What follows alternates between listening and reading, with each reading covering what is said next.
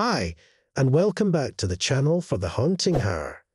Please like this video, subscribe to the channel, and leave a comment before viewing. Enjoy your viewing. My thumb scrolled mindlessly through the usual social media swamp, cat videos, political rants, and pictures of someone's perfectly curated breakfast. Then I stopped. A link, shared by Sarah, screamed TGEND in bold red letters.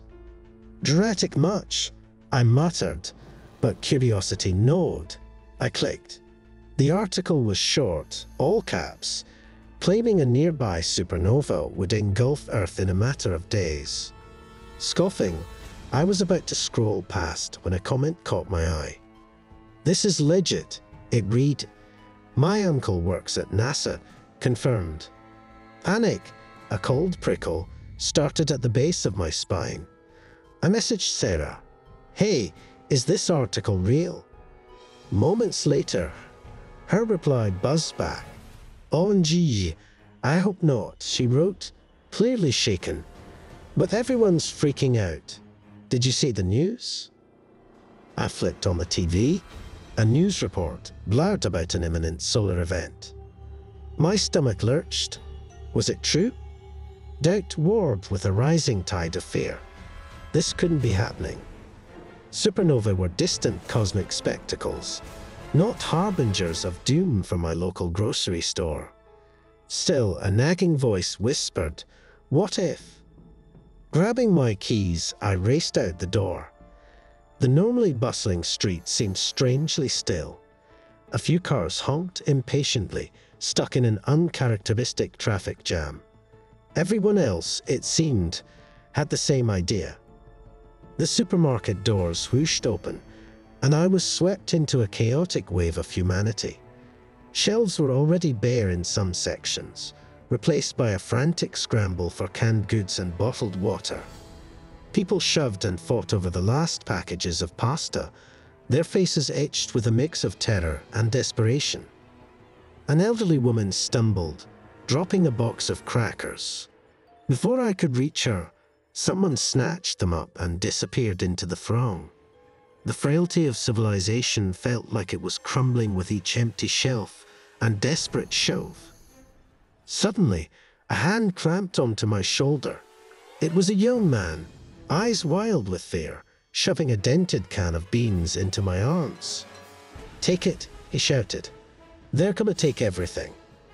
I shoved him back, the can clattering to the floor. "Hey, back off." He lunged for my backpack, his face contorted. Adrenaline surged, and I grabbed the first thing I could, a forgotten pocket knife from a camping trip months ago. It felt alien in my hand, but the glint of metal seemed to momentarily scare him back. "Whoa, okay," he stammered, raising his hands. "Just, everyone's crazy." The accusation hung heavy in the air. Was I crazy for wielding a knife? This wasn't supposed to be the apocalypse. This was supposed to be a Tuesday afternoon. Shame burned in my throat, but it was overshadowed by a primal fear for my own survival. The air buzzed with a nervous energy, the fluorescent lights of the supermarket reflecting the growing chaos. Sirens wailed faintly in the distance, a chilling reminder of the world outside. Shoving the dented can of beans into my backpack, I navigated the aisles, scanning for essentials. Toothpaste, maybe some soap. The thought struck me as bizarre. What did it matter if I smelled good when the sun was about to explode? A desperate shriek tore through the air, sending shivers down my spine. I followed the sound to find a woman wrestling with a man over a case of bottled water. "Hey!" I yelled, rushing towards them. "Leave her alone." The man spun on me, a fatal glint in his eyes. "Get out of here, lady. Survival of the fittest." He shoved the woman aside, grabbing a bottle and shoving it into his overflowing shopping cart. Adrenaline surged again, pushing aside the shame I felt from earlier. I couldn't let this happen. "You're taking too much," I protested, grabbing the remaining bottles from the case. "There's not enough for everyone," he retorted, lunging for them. We grappled for a moment, a tug of war with plastic bottles as the prize. The woman watched, panting, too exhausted to intervene. Suddenly, a loud crash sent us reeling. A display of canned goods had toppled over, the sound echoing through the tent's aisle. We froze, staring at the fallen cans like startled deer. A booming voice filled the supermarket, cutting through the ambient noise like a knife. "Attention, everyone. Please remain calm." We all looked towards the source, the grocery store manager, a portly man named Mr. Henderson who usually only reprimanded teenagers for loitering. "There seems to be some confusion," he continued, his voice trembling slightly. "But rest assured, we're working with the authorities to ensure everyone's safety." His words did little to soothe the crowd. Mutterings rose like a storm, fear and disbelief etched on the faces around me. The woman beside me slumped to the floor, tears rolling down her cheeks. I knelt beside her, offering a bottle of water. "Here," I murmured. "We'll get through this." She looked at me, a flicker of hope in her eyes. "Do you really think so?" The grocery store became a pressure cooker, the tension thickening with every passing minute. Mr. Henderson's announcements did little to calm the growing frenzy. Shelves were emptied like locusts descending upon a field, replaced by a battlefield of scattered packaging and frantic shoppers. The woman beside me, introducing herself as Emily, clung to the bottle of water.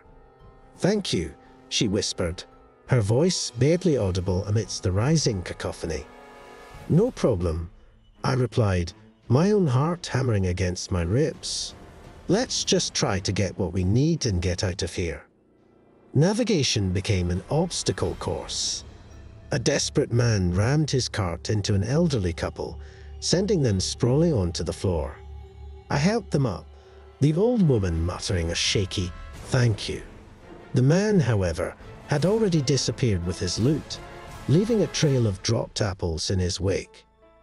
Suddenly, the lights flickered and died, plunging the store into darkness. Screams erupted, punctuated by the clatter of falling objects. Panic seized me. I grabbed Emily's arm, feeling her trembling. "We need to get out of here," I shouted over the din. The crowd surged forward, a blind mass of humanity propelled by primal fear. People shoved and stumbled, cries for help swallowed by the chaos. I pushed against the current, pulling Emily with me. We stumbled towards the emergency exit, its red sign a beacon in the darkness. The doors were jammed shut. Claustrophobia gripped me. We were trapped, crushed by the weight of panicked bodies. Tears welled up in Emily's eyes. "Help!" she screamed, her voice a desperate plea. Then, a booming sound echoed through the store. It wasn't an explosion, but something heavy crashing against the doors. The crowd surged again, this time with an undercurrent of hope. Shoving with all our might, the doors gave way with a sickening groan. We spilled out into the parking lot, a sea of panicked figures fleeing the darkness. The sky was still stubbornly blue, devoid of any impending stellar fireworks, but the seed of doubt, planted by the near apocalypse within the supermarket, had begun to bloom. Cold air slapped me awake, a stark contrast to the stifling heat of the supermarket. The chaos of the parking lot was overwhelming. Car horns blared, engines revved in a desperate attempt to escape, and the frantic shouts of people mixed with the wail of distant sirens. Emily clung to my arm, her face pale in the moonlight. "Where do we go?" she asked, her voice trembling. I don't know," I admitted, feeling a surge of helplessness. "Maybe home."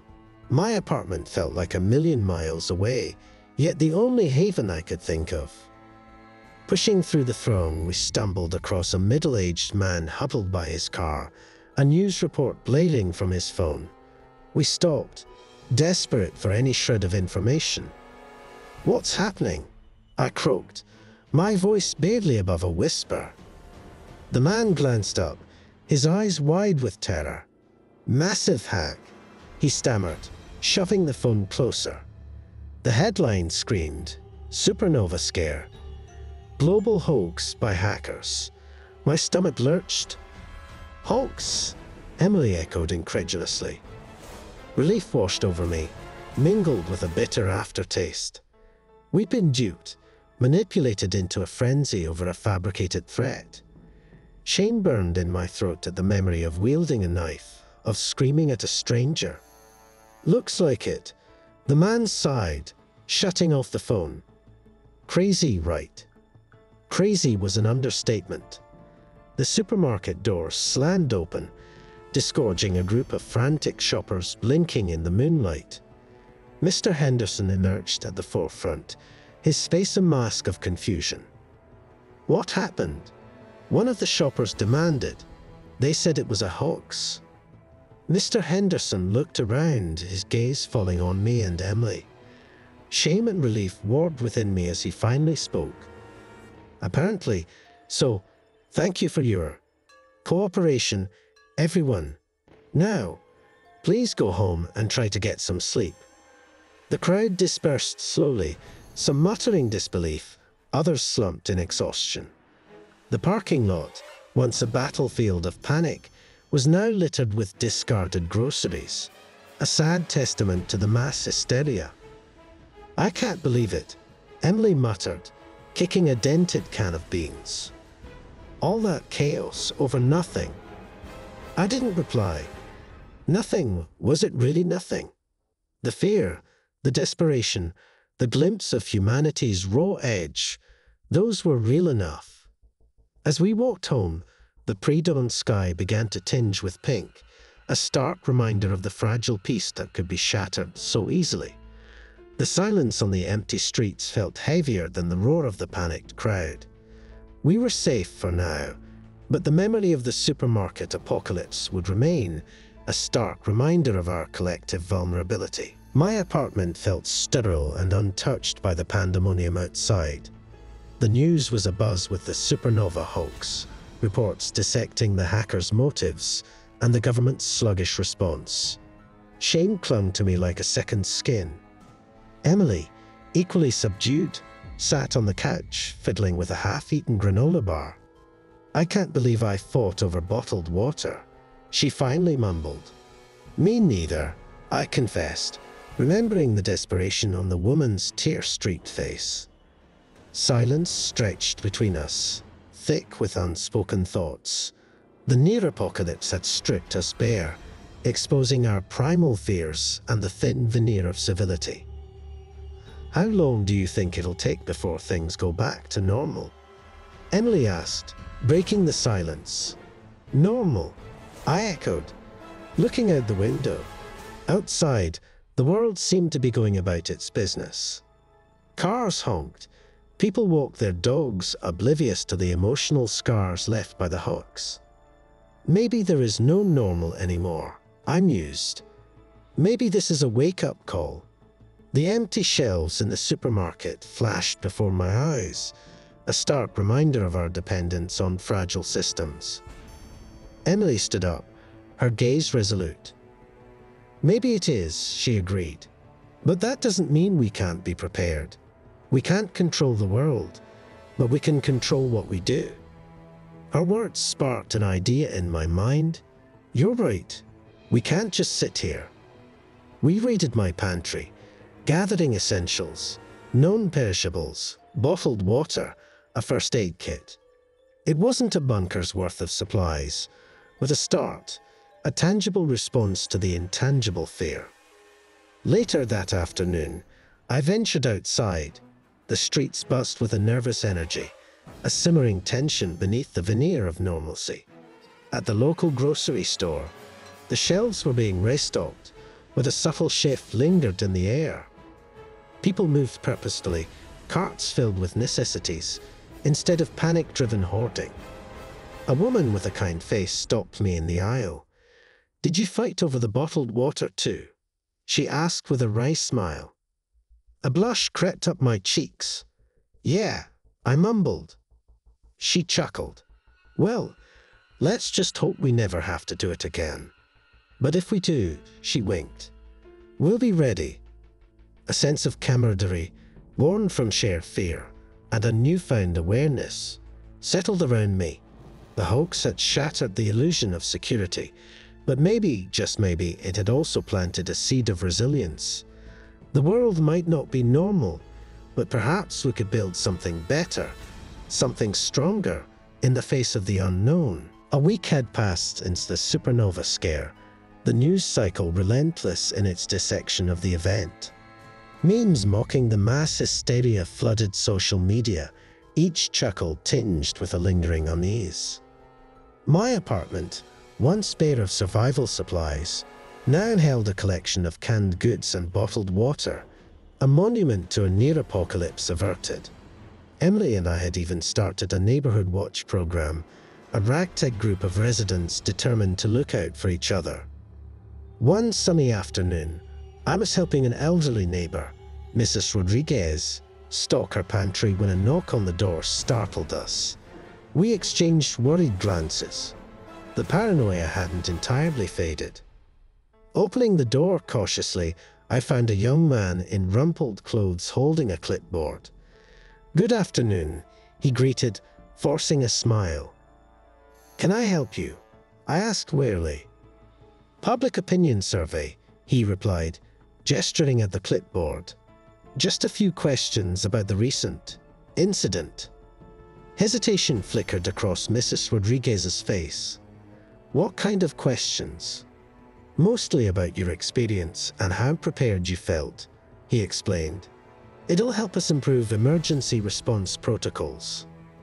I glanced at Emily, a silent question hanging in the air. The paranoia felt ridiculous in the bright afternoon sun, but a sliver of doubt remained. All right, I conceded. Just a few questions, right? The man beamed. Excellent. Let's start with. The first few questions were harmless, gauging our initial reaction and experience during the chaos. But then his tone shifted. Did you feel there was a breakdown in social order? He asked, his eyes scrutinizing me. A prickle of unease crawled up my spine. Was this just a survey, or was he trying to gauge how easily manipulated people were? The image of myself wielding a knife in the supermarket flashed before my eyes. There was panic, I replied carefully, but people also helped each other. He scribbled on the clipboard, but his gaze remained intent.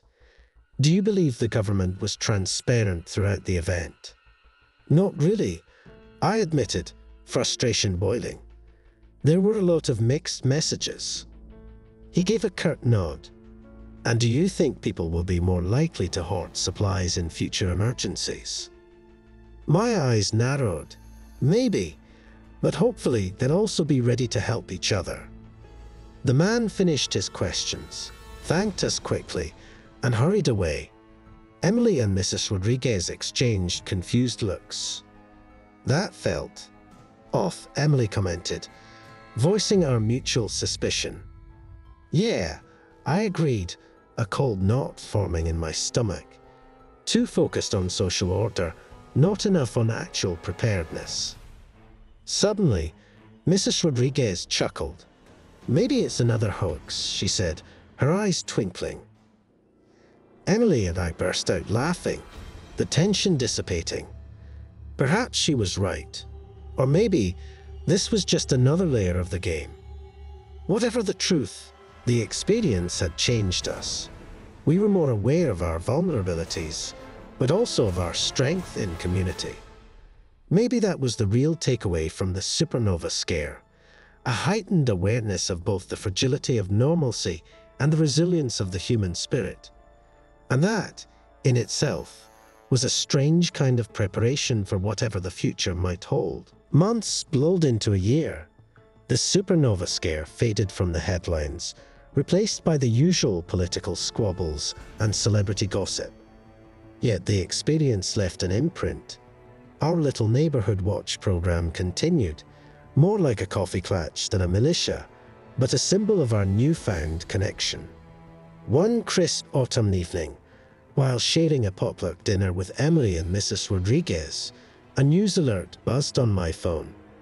Anxious glances flickered around the table. "Don't worry," Emily said, reaching for her phone. "It's probably just another celebrity meltdown." But it wasn't. This time, the headline screamed, "Massive solar flare warning. Power grid at risk." A collective sigh escaped our lips. Here we go again, a part of me thought. But this time, a steely resolve mingled with the apprehension. This wasn't a hoax, and we were no longer unprepared. "All right, let's get to work," Mrs. Rodriguez declared, her voice surprisingly firm. "We need to charge our devices, fill our water tanks, and gather blankets." We moved with practiced efficiency, a year's worth of what-if scenarios flashing before our eyes. The news reported a potential power outage lasting several days, urging citizens to stay informed and prepared. As dusk settled, casting long shadows across the living room, a sudden crackle and hum filled the air. The lights flickered once, then died, plunging us into darkness. A beat of startled silence. Then Mrs. Rodriguez chuckled. "Well, here we go." We fumbled for flashlights, their beams creating a small pool of light in the growing darkness. An unexpected warmth filled me. We weren't alone. We had each other, our supplies, and a newfound sense of self-reliance. The evening unfolded in a comforting ritual. We huddled by the glow of flashlights, sharing stories and laughter. Emily pulled out a deck of cards, and soon the room echoed with playful banter. Mrs. Rodriguez, ever resourceful, even managed to brew a pot of coffee using a camping stove.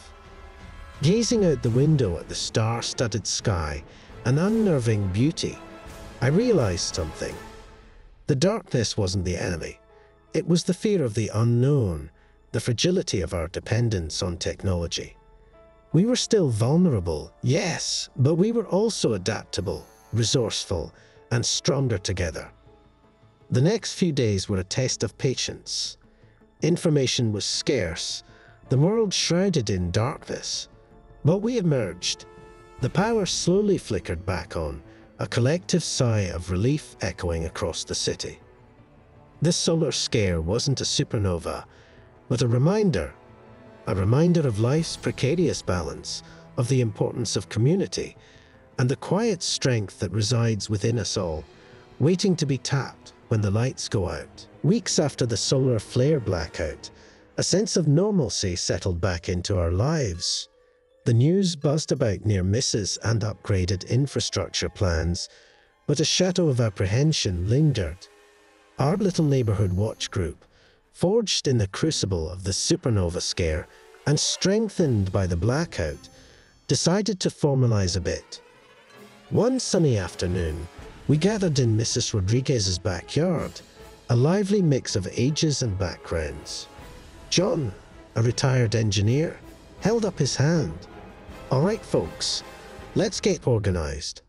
We all know what happened could occur again, maybe even worse. What can we do?" Ideas flew around the table, stocking a communal first aid kit, learning basic first responder skills, creating a communication system independent of phones. Emily, ever the organizer, suggested a schedule for rotating responsibility for nightly check-ins. Great ideas. Mrs. Rodriguez clapped her hands. But what about morale? We can't just be prepping for the apocalypse. How about some fun activities too? A wave of agreement rippled through the group. Sarah, a young artist, suggested hosting weekly movie nights powered by a projector and a generator. John, surprisingly, chimed in with an offer for stargazing sessions, his engineering expertise translating to a makeshift telescope. As the afternoon wore on, a plan began to take shape. We wouldn't just be prepared for disaster. We would build a community resilient in both good times and bad.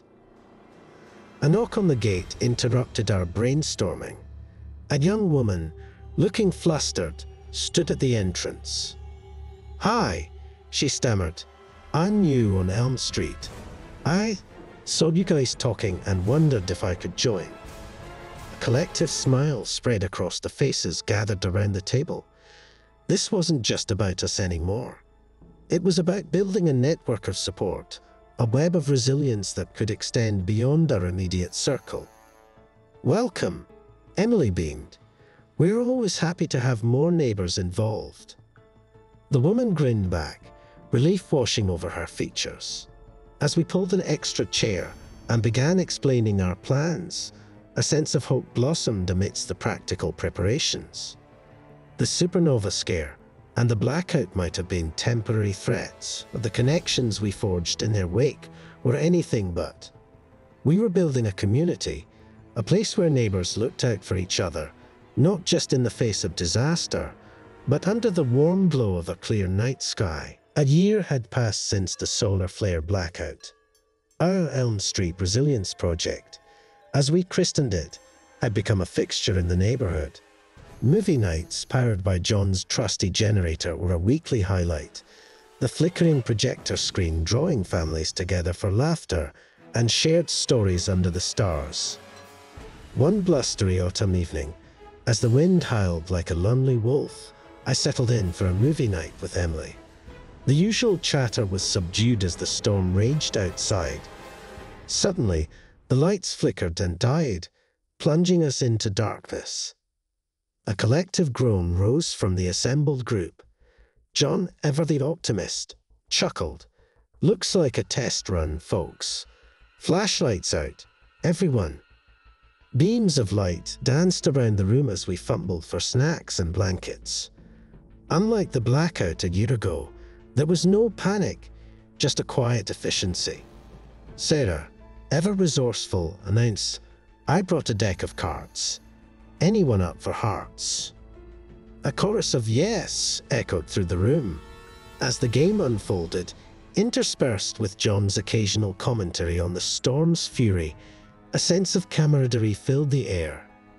The darkness felt different this time. It wasn't isolation, but a shared experience, a reminder of our connection.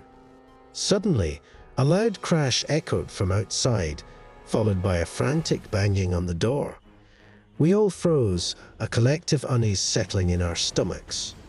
John, the bravest of us all, volunteered to investigate. He returned moments later, a young couple huddled behind him. "Tree branch fell on their power line," he explained. "They're stuck in the dark with a crying baby." A wave of understanding washed over the room. Mrs. Rodriguez, known for her maternal instincts, immediately offered their spare room. Emily, ever the planner, suggested Sarah stay back with the baby while the rest of us helped secure the fallen branch. Under the wind's angry roar, we worked together, a well-oiled machine honed by drills and shared anxieties. It was a small act, fixing a power line, but it spoke volumes about the community we'd built. By the time the lights flickered back on, hours had passed. But as the young couple's relieved smiles met our exhausted but satisfied grins, a feeling of quiet accomplishment settled in. We hadn't just prepped for disaster, we created a community that thrived in the face of it.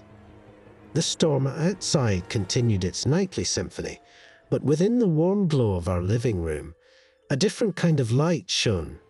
The light of resilience, of human connection, a testament to the enduring strength found in looking out for one another. Winter tightened its grip on Elm Street.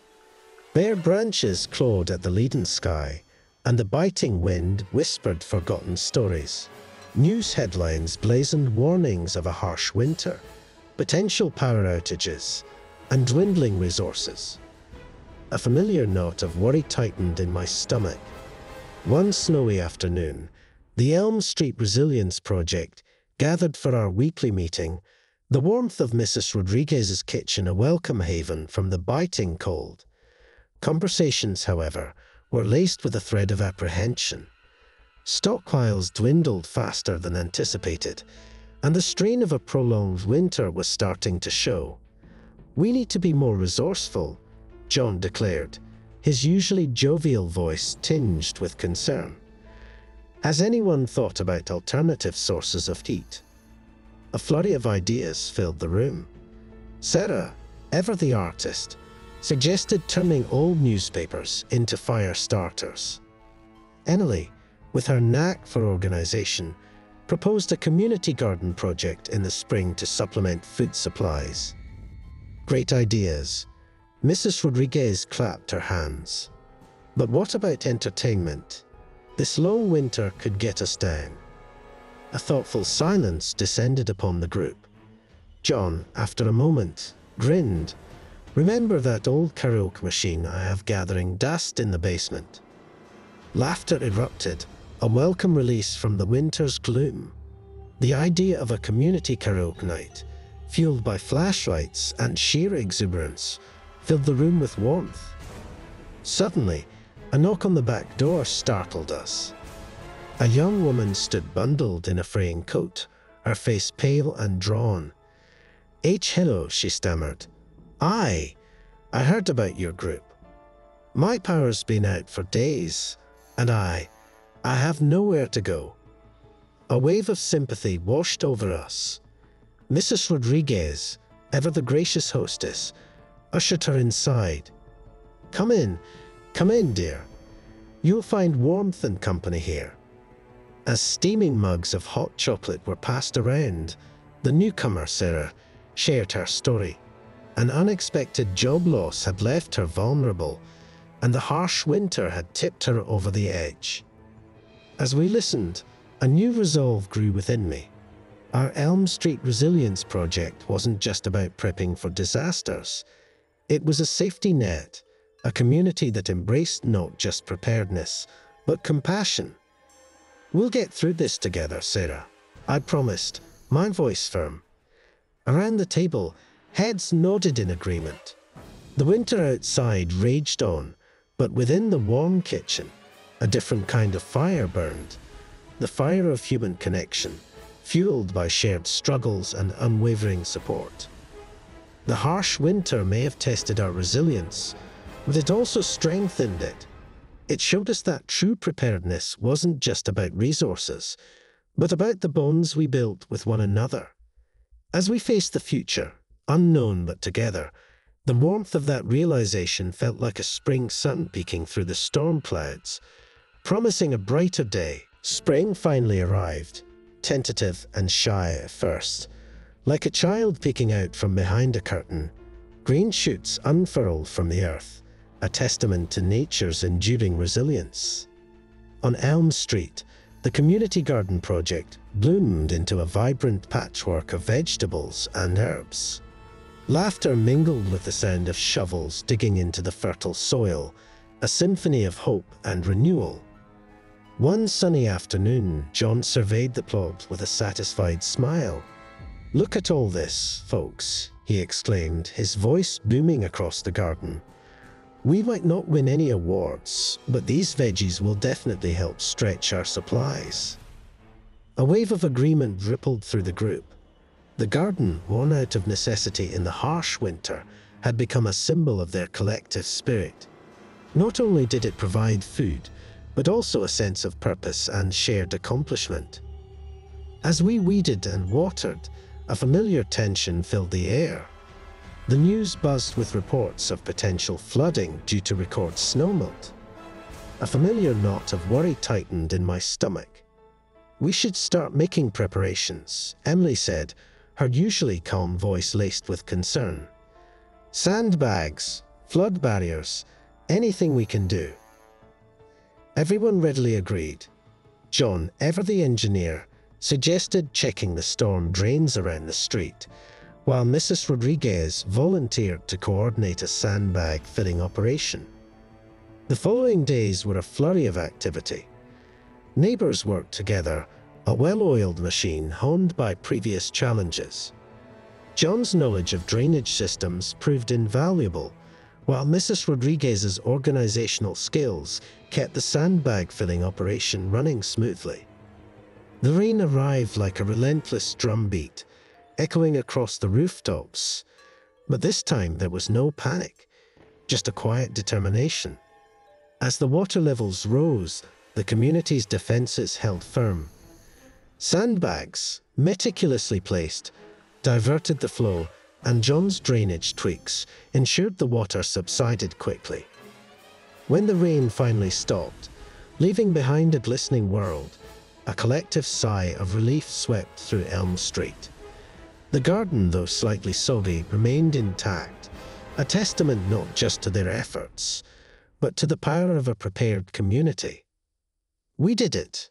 Sarah exclaimed, a triumphant grin spread across her face. "We weathered the storm, literally and figuratively." Looking around at the smiling faces, mud-caked but victorious, I felt a surge of warmth. The Elm Street Resilience Project had become more than a group preparing for disasters. It had become a family, bound by shared challenges and the unwavering belief that together they could face anything.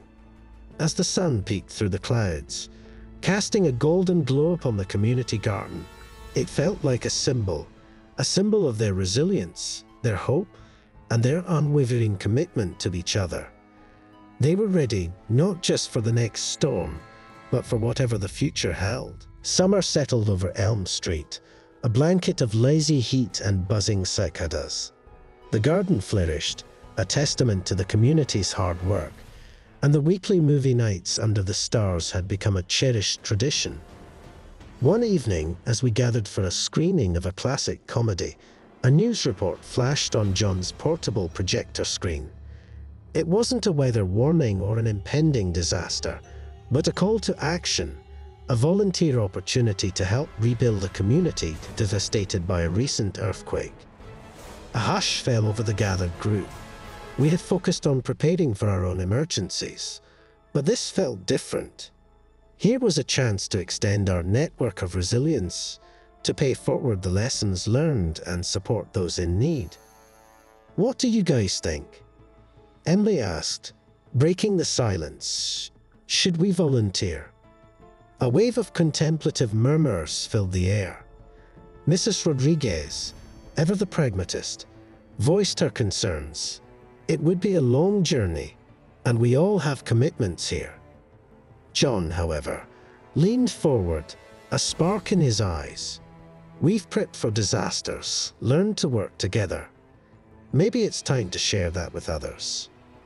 A slow smile spread across Sarah's face. "We could even share some of our extra vegetables," she added, gesturing towards the overflowing garden beds. Fresh produce would be a welcome sight in a disaster zone. A lively discussion ensued. Dots were weighed against the potential impact, the challenges of logistics against the inherent kindness of the act. Finally, a consensus emerged. "We can't all go," Emily said, her voice firm. "But we can send a team and gather resources for those affected." The following days were a flurry of activity. John, drawing on his engineering expertise, volunteered to lead the construction team, while Emily coordinated a donation drive for tools, clothes, and the community's prized surplus vegetables. The day of departure arrived, a bittersweet mix of excitement and apprehension. John, Sarah, and a few other volunteers stood proudly beside a van loaded with supplies. Mrs. Rodriguez, tears glistening in her eyes, wrapped them each in a warm hug. "Be safe," she said, her voice trembling slightly. "And remember, you're not just rebuilding houses, you're rebuilding lives." John grinned. "Don't worry, Mrs. Rodriguez. We'll take Elm Street Resilience with us." As the van pulled away, we waved goodbye, a silent promise hanging in the air. This wasn't just about helping a distant community. It was about demonstrating the strength that bloomed from preparedness, compassion, and the unwavering belief that humanity, at its best, could face any challenge together.